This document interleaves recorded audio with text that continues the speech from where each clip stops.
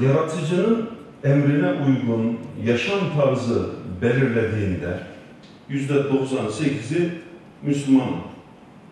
Çok şükür. Hani belki aksayan yönlerimiz vardır, hatalarımız vardır, kusurlarımız vardır. Hani Rabbimiz başka ne bize görev veriyor?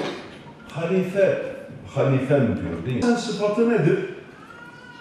Haramların her türlüsünden uzaklaşmak, Rabbimizin emrini yerine getirmek için evlilik hani hakikaten bir sorumluluktur. Ama güzel bir sorumluluktur.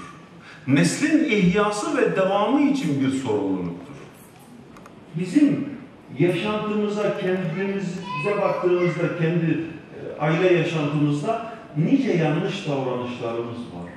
Eşlerin birbirine karşı biz duygusunu hakim kılıp tatlı sözlü, güler yüzlü, tatlı dilli olması içerisinde olalım.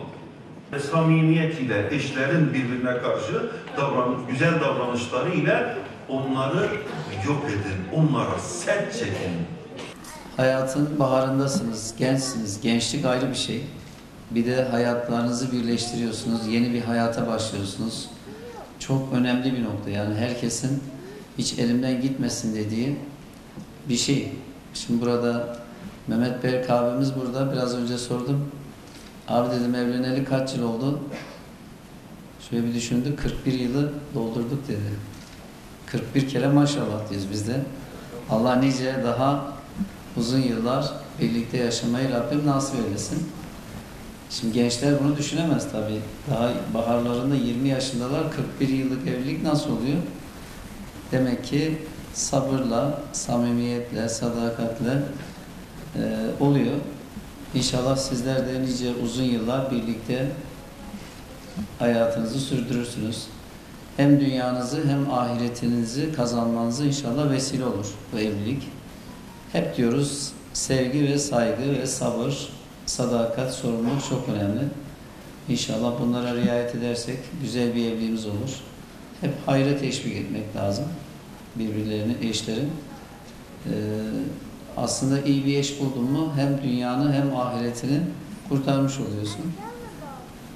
Biraz da sabırlı olmak gerekiyor. Gerisi Mevlam Kerim. Hepinize mutluluklar diliyoruz. İki cihan saadeti diliyoruz. Az sonra bir kura çekimi gerçekleştireceğiz. Her ay biliyorsunuz evlilik okulumuza katılan çiftlerimiz arasında bir kurada kime çıkarsa o çiftimizi Umre'ye gönderiyoruz. İkinci bir hediye olarak. İyi bir şey değil mi Mehmet abi? Sen evlendiğinde böyle bir şey yoktu. Hepsine otomatik çamaşır makinesi veriyoruz. Kurasız. Ama bir çifti de Umre'ye göndermek üzere az sonra inşallah kura çekimi gerçekleştireceğiz. Ben tekrar hepinizi yürekten tebrik ediyorum. Mutluluklar diliyorum. En güzel günler sizlerin olsun inşallah. Yeni çiftlerimize mutluluklar diliyorum. Rabbim iki cihanda da saadetler versin inşallah. Bismillahirrahmanirrahim.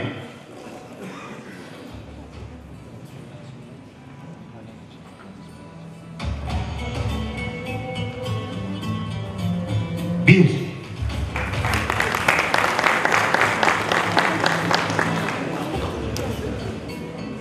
Yüz ve üzerinde olanlar buraya gelecek herhalde. Hasan Başkanım ikinciyi de siz çekin isterseniz şöyle.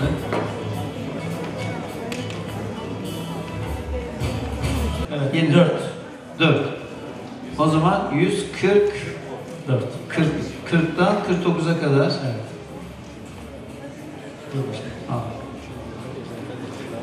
Şunda Bismillahirrahmanirrahim.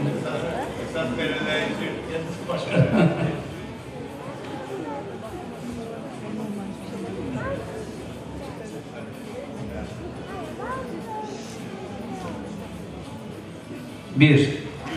141. Buraya alalım.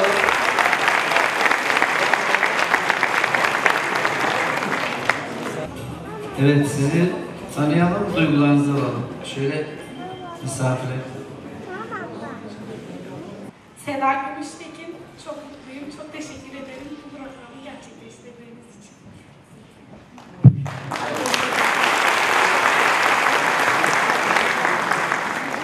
Adım Hasan aynı şekilde. Yani ben de evde böyle düşünmüştüm, o da biz yani şakalaştık böyle. O çıkardı, ben de git ya, bunlar insanlar bize çıkacaktı. Vallahi dediği de oldu, bize çıktı. Yani çok teşekkür ederim.